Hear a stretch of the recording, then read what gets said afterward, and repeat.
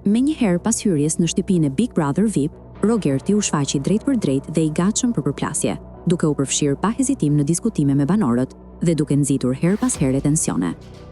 Që në ditët e para, ai u dallua për qëndrimin provokues dhe mënyrën e ashpër të komunikimit.